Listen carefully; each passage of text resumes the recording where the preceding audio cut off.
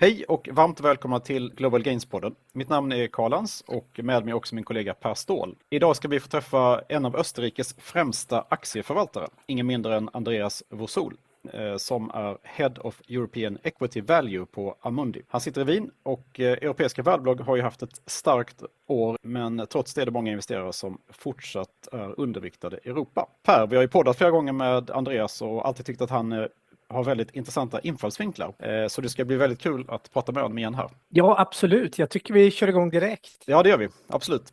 Very nice to have you here as a guest again in our podcast, Andreas. Welcome back. Thank you very much and thanks for having me. Many global investors remain underweight Europe. Is that a rational allocation decision, do you think? I think most decisions clearly are not rational anyway in our industry. So there is definitely some behavioral aspect to that situation, and clearly Europe in the past was not the most exciting from a political but also from an industry perception, a few seen as attractive compared clearly to, for example, to the US, because Europe is very complex from its political nature. The decision making is slow, competitiveness was weak. And we have seen clearly industries in Europe dominating, more linked to manufacturing, more old economy type of industries dominating Europe. And this in total clearly from a global investor, non-European investor perspective was probably not the most exciting environment to look at. And I think this is the reason why Europe has been underweight in a lot of people's kind of portfolios. Clearly, there has been recently a bit of a shift. Europe became a bit more popular because valuation is low. There is some progress on the political front. Competitiveness is starting to be addressed, and we see some signs of interest, obviously swinging back into Europe, at least selectively.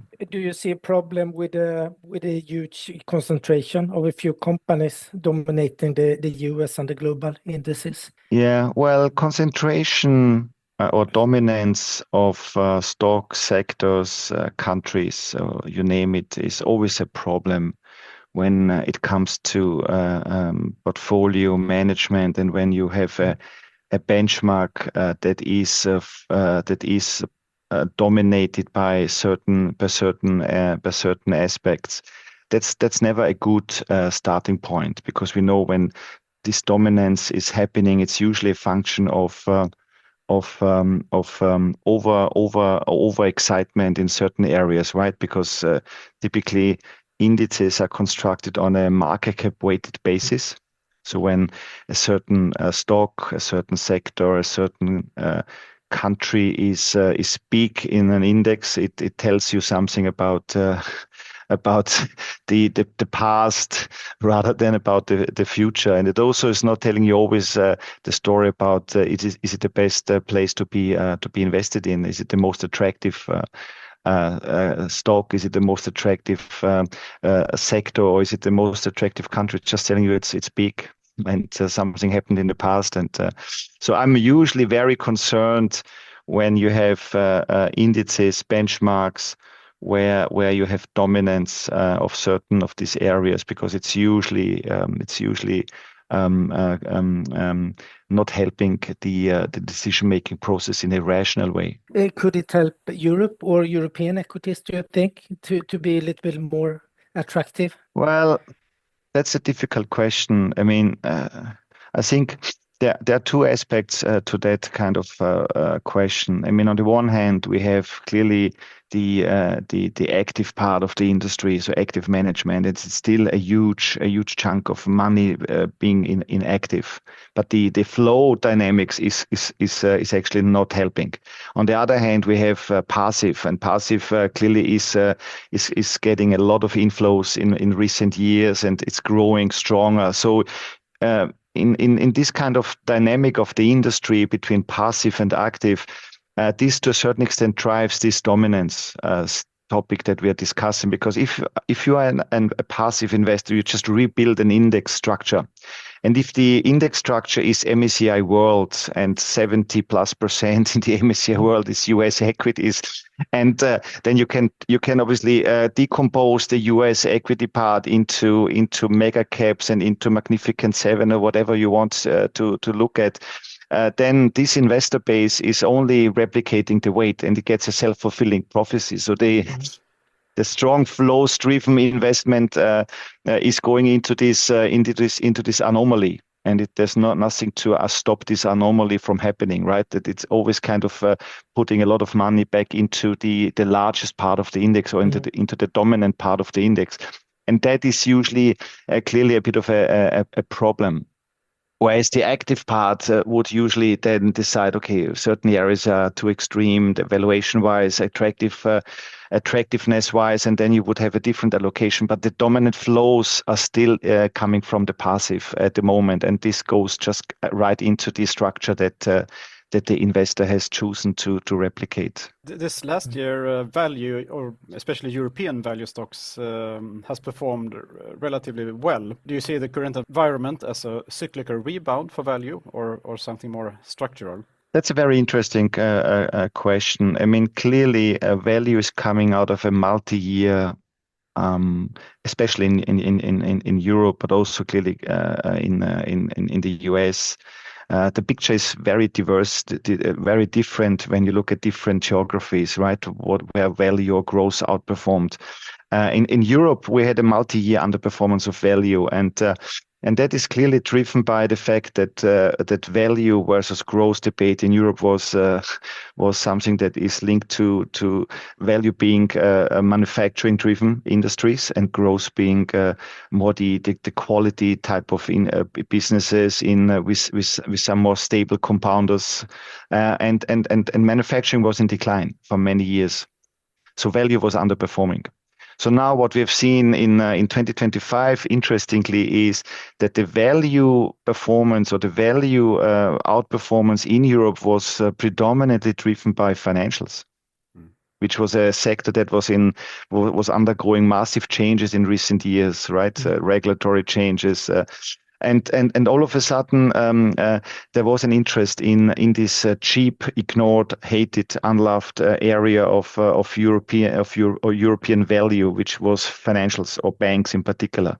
And then we have seen this very strong rebound in banks, and that rebound in banks drove the value outperformance in Europe, which is completely different to what happened in the US, right? In US, value did not outperform because the value trade in the US on financials was not happening.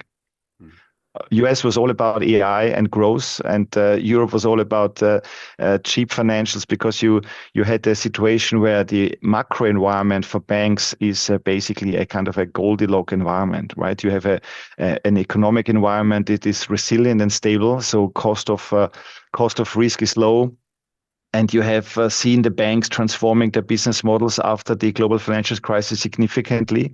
Cost reduction, streamlining operations, introducing digital, and all these kind of measures help to help the banks becoming more efficient. And then we have seen finally the shift in the top line, which basically the rate environment becoming more favorable for banks. So the net interest income situation was helping. So we had three of the main pillars of a bank P&L turning significantly positive.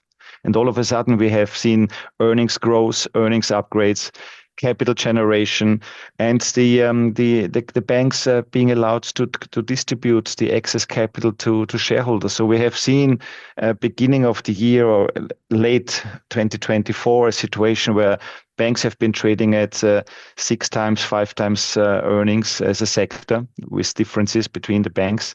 Below book, significantly below book value, and returning high single-digit percentage of dividend and share buybacks to shareholders, whereas the global banking markets, or US banks, were trading at 12, 13 times earnings, 1.5 times book, and yielding less to shareholders. And all of a sudden, you have seen this this trade, this relative valuation trade, becoming a dominant trade, and this helped Europe, but also helped Europe value in a significant way. 2020, 2025. We had also some benefits in utilities of late, because utilities have been seen in Europe as a second or third derivative of the data center trade, because you need a lot of electricity finally. Yeah. And all of a sudden we have seen a big value sector that also was challenged for many years in the past in utilities, becoming the second best performing sector in the value index in Europe. So also concentrated move, to be honest, because it was not broad based. So it was concentrated on banks, utilities, and a bit of defense, so industrials, and that drove the value movement in Europe. So when you look forward into 2026, I think the financial trade will continue, probably more selectively, because we have seen the massive kind of beta rally already. So now the next leg is more stock picking, but banks are still cheap on average. So you need to be on the right side of the valuation trade, and then you will see a broadening of the value trade into other areas. And the other areas that are missing in Europe is consumer. Consumer is a value sector for obvious reasons in the past, but I think this could be the next leg of the additional value push into 2026, assuming clearly that the economic trajectory that have been starting is continuing. So a resilient European economy with some improvement in Europe thanks to fiscal stimulus.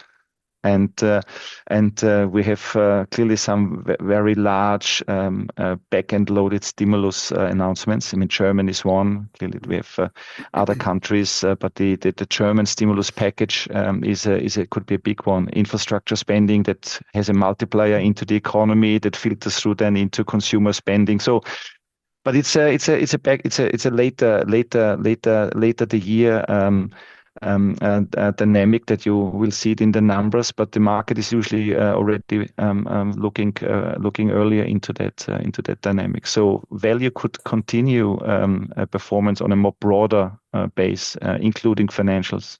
How are you exposed to European consumers at the moment? How do you play that?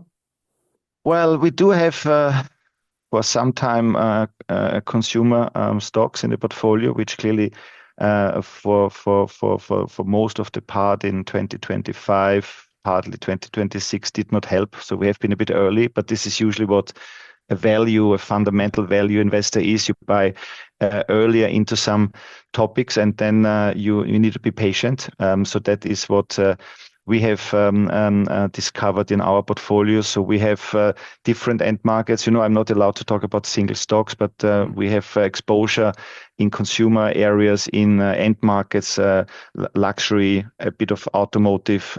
We have consumer clothing, apparels, and we have some more consumer staples ideas with stocks that are more in the food and beverage area. So we have a broad consumer, I would say diversified, broad consumer exposure that partly worked in 2025 already, just of late, so with Q3 reporting season. But I think that is the starting point, that we will see the consumer stocks kind of rebounding as well, because they are discounted in a certain way that it's already pricing in some negative news continuing. And we are in an environment where inflation is low or under control, economic environment is resilient, and people will start spending again. What kind of triggers do you looking for when you invest in consumer companies? Well, the trigger. We generally don't look even for triggers as such. So clearly, when we invest in businesses, we look for the quality of the business. And in the quality, I mean how sustainable is the business, and how good are the end markets, how exposed are the end markets to certain obviously challenges, and then it's the valuation. How cheap is the business? So clearly, in more cyclical areas, and consumer is one area, we demand high margin of safeties to make sure that we get rewarded for being patient. So we're not starting too early to invest. So that's what we look at. Clearly, on every industry is different. Consumer industries typically you want to see a kind of a stabilization on the volume part of the equation, right? Because you need the volumes to stabilize and to grow. That triggers then the re-rating of the stock. So ideally, you buy them when everyone hates them, when volumes are still negative, but you get a sense that there is an inflection point in the next 6 to 12 months in terms of volumes. Was that the case with the luxury stocks? I mean, they turned in the summer, I think. Yeah, well, we owned luxury names longer than that. So our idea of owning luxury names originated back in COVID, when there was the complete shutdown of consumers being allowed to buy or to shop. And we basically said, well, this situation is not going to continue forever, and the shares have been obviously completely ignored and hated. So that was to extend the reason for that. What has been happening in the meantime is clearly there was a rebound in volumes, because people start to, when restrictions were lifted, people start to shop, because they obviously felt after 1 or 2 or whatever 3 years, depending on the regions and the political kind of implementation of the COVID rules, said, well, we want to shop again, and people bought everything immediately. So there was this very quick rebound, and then we saw the normalization into the volumes, depending on clearly what you define as a luxury company. And then we had in the aftermath of COVID, we had probably 2 years of no improvement in volumes after the spike from COVID. And then we had China coming in, and the concerns from the Chinese consumer. So there was a bit of a very volatile environment for the volume part of luxury. And as you rightly said, they just recently starting to stabilize in the late second half of this year from a fundamental perspective, or the fundamental dynamics. So there have been different phases in that part of the industry in terms of volume stabilization, and probably you got sometimes a bit misguided by these COVID recovery, and then obviously it was normalizing too long, and there was a bit of a kind of a challenge in between, and now it's a proper stabilization probably ahead of us now. Yeah. Mm-hmm. Where do you see the biggest risks going forward? I mean, when it comes to financials, for instance, in Europe, some people see a risk of like new bank taxes and so. Because they perform so well, for instance.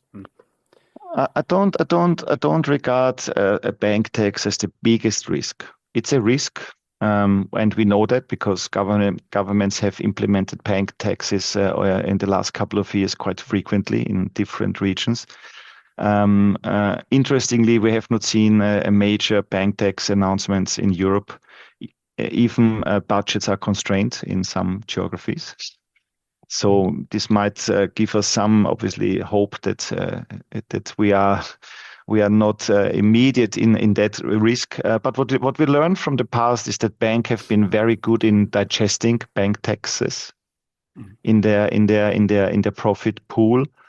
So I don't think this is the biggest risk. The biggest risk is in the banking investment case is that we get a sudden change to the current environment, so the rate environment and the economic environment. So clearly the jury is still out. Is what happens to inflation. At the moment, it's controlled. It's not spiking as people believed after the tariff announcement of Trump back in the early days of this year and the Liberation Day stuff. So there was this kind of concern that tariffs will put inflation higher. And when you have higher inflation, clearly central banks are acting and you might get negative consequences for the bank profit pool. So this has not happened, but this I think is the biggest risk into 2026, that we see a sudden change of the current regime. Basically, we are closer to the end of a cutting cycle. The yield curve is steep, so the current dynamics on the yield curve are actually quite good for banks. It's stimulating on the one hand volume growth in mortgages, so and banks can make a decent money. If this dynamic changes, I think that's the biggest risk. So if either you see a further significant cuts, which would be bad, or you see a reversal of the cuts because of a change in economic environment, and you see central banks hiking again because they are forced to do that. So I think that's the risk to the banks, that you see on the short end a significant move in both ways, either down or up, because this would be dangerous for the bank earnings dynamics. Could we see less banking regulation in Europe, do you think, the next couple of years? That's a difficult question because I don't know what the political agenda is at the moment. I think there is behind the scene clearly part of the announcements that we had years ago, banking union, capital markets union. I mean, this is continuing on the back in a slow pace. If you remember the Draghi report that was announced, I think a bit more than a year ago, in improving the efficiency of Europe and the competitiveness of Europe, and getting some of this constraining regulation basically consolidated and improved, and the whole banking regulation, banking union, and capital markets union is part of that. The package of that big package, but we know that the progress is visible. It's slow. I mean, the statistics show that they are delivering on certain areas, but it's very slow. But the good news is that we are seeing implementations of the recommendations from that report that should help in the long term the competitiveness picture. And when we get constructive regulations on banks and loosening some of the single country constraints, that's clearly helpful for banks. But I don't see this as a short-term positive event. It's just boiling behind the scene in a constructive way. So, what about the healthcare sector? You have some exposure to that as well, the European healthcare sector. Yeah, well, the healthcare sector is I mean, for me, the healthcare sector and the selective investments that we have been a way to balance the procyclicality of value in a certain way, because this was a way to cheaply get more stable or stability on a relative basis into the portfolio, because other areas of stability are too expensive. So the consumer stables part have been too expensive. So healthcare was a way to balance our procyclicality with a cheap sector. Clearly a bit higher risk because the healthcare sector is driven by pipeline announcements. And the European pharma, on average, clearly there are differences, have a poor pipeline, with some exceptions that they have a strong and attractive pipeline ahead of them for growth, which was not put in the right valuation perspective. But most of the pharma companies have a pipeline risk in the later part of the decade, so 2030, 2035, 2040. Clearly, the market is at the moment not that much focused on that, but we know that some of the big blockbuster products are going off patent, and then the question is how our pharma companies are rebuilding that pipeline. And we have seen recently, thankfully, also on holdings that we have positive pipeline announcements that are offsetting, or that might be able to offset the cliff that is coming for them. So I think that's the good news. So it's a cheap sector with some more positive pipeline news on certain companies that have been seen as getting X growth in 10 to 15 years.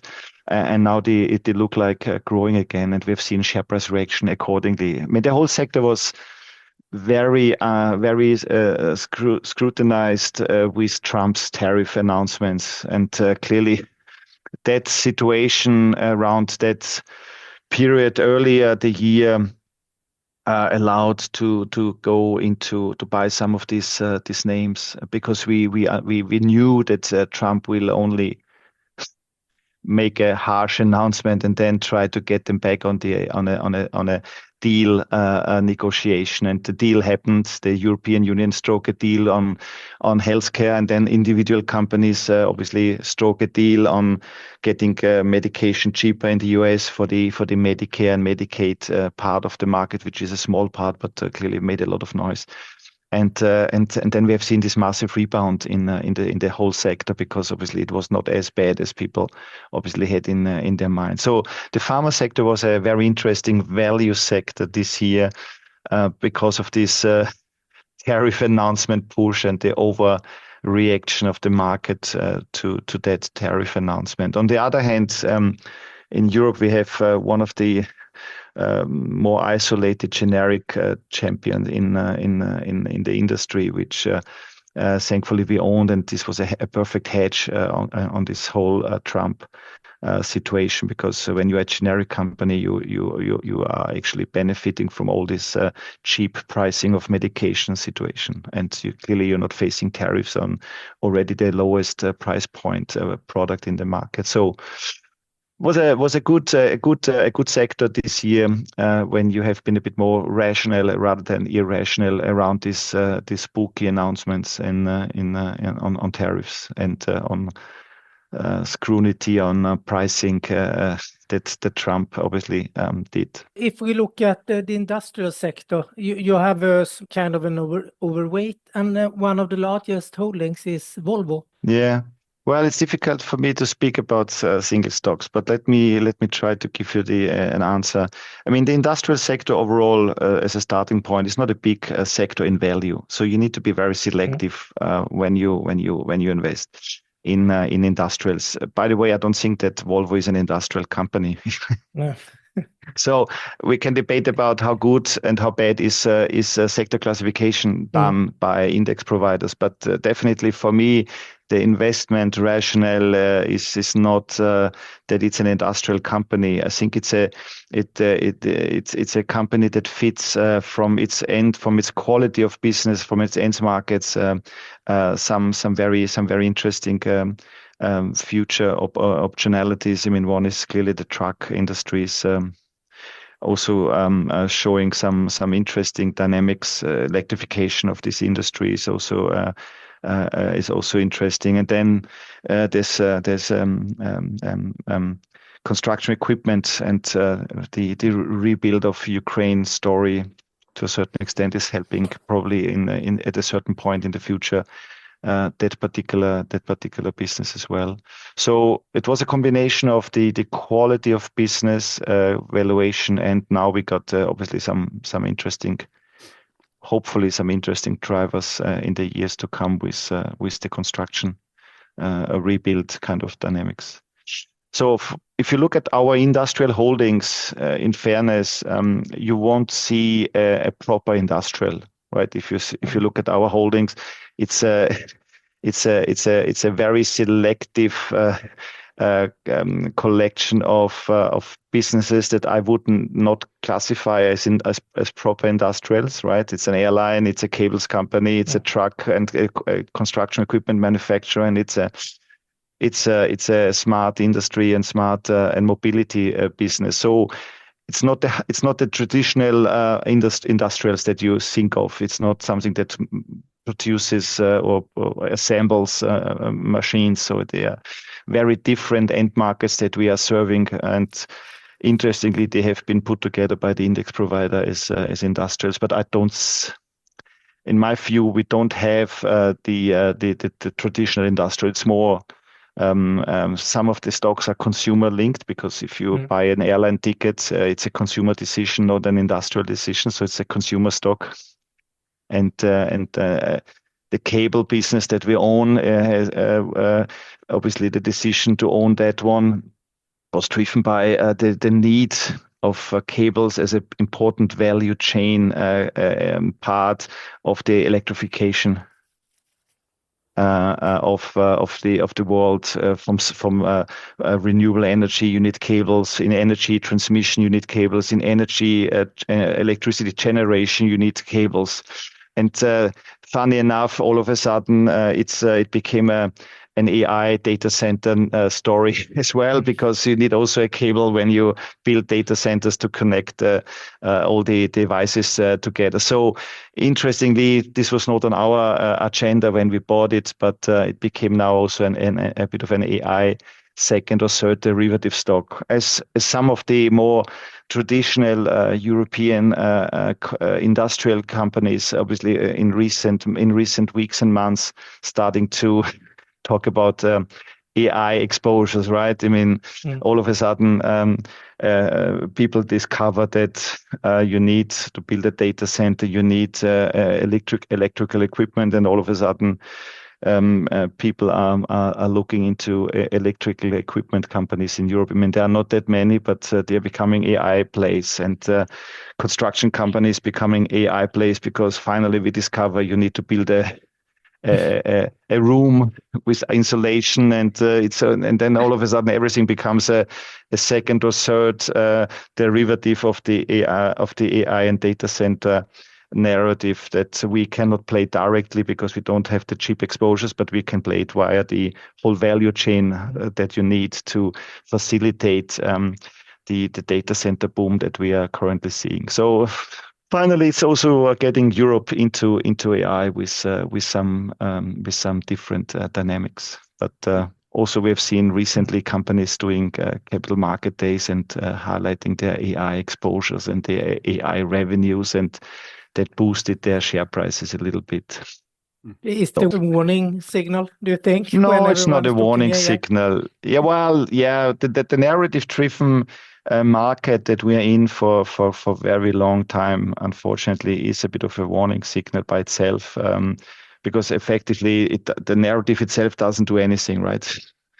It's the facts, and it's the so we have seen this year a very strange situation. If you're talking about narratives, that people, especially hedge funds and more kind of short-term and hot money investors, they like to play these baskets. Who is an AI loser? Who is an AI winner? And you got just a statistical sensitivity to that to a stock, and then when you looked on the fundamentals, why is this stock an AI enabler or an AI loser or an AI winner, when obviously there's no AI. But this was just this narrative-driven basket trading that destroyed, in some instances, a lot of value, and on the other hand, it overly benefited stocks that have nothing to do with that. It's just, okay, this will over time normalize itself when the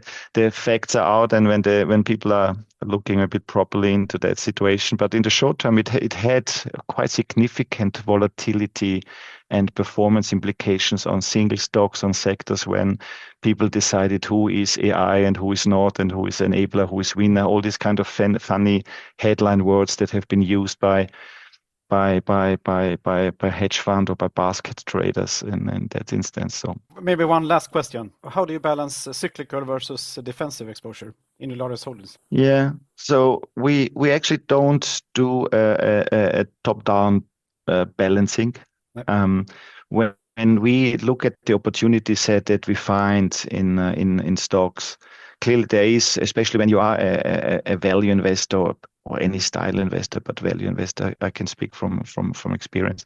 You typically get concentration in certain areas more than in others. And the pro-cyclical part is one area that typically gives more value opportunities. And then we can discuss what is pro-cyclical and what is not, and which end market. So what we try is not to balance cyclicality versus defensive stocks, but we try to be diversified across end market exposures that we think are interesting to invest in a more structural way. And that might sometimes lead in aggregates to higher pro-cyclicality, but we accept that because of the underneath diversification. So we would not make a decision we want to buy more defensive stocks to offset. But if we have 10 stocks to buy and 5 of them are cyclicals and 5 of them are defensive stocks, and we already have a similar cyclical exposure, we would go for the defensive business model to give a bit of a new end market exposure, and that then helps implicitly the balancing act of getting a bit defensiveness. But we don't decide it from the top.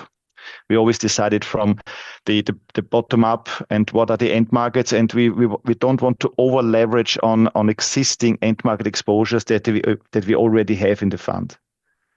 We don't want to have duplicated exposure to the same end market story, just with a different stock. That produces concentration risks that we don't want. We want diversification. Sometimes it's clearly in the short term, it's sometimes not working because the market gives a beta of 1 to undiversified stocks, but in the medium to long term, usually diversification on that basis is giving us some risk benefits or risk mitigation benefits. Okay, thank you very much. My pleasure. I like the conversation, so thank you so much for inviting me, for all your interesting questions, and hope we speak soon and all the best. Och glöm inte heller att följa Global Gains på globalgains.se, så får ni vårt nyhetsbrev cirka 2 gånger i veckan, gratis. Vi vill påminna om att allt som diskuteras i denna podcast är gästernas och våra egna åsikter. Ingen del av samtalet ska betraktas som investeringsråd. Gör alltid din egen analys eller rådgör med en kvalificerad finansiell rådgivare innan du tar investeringsbeslut.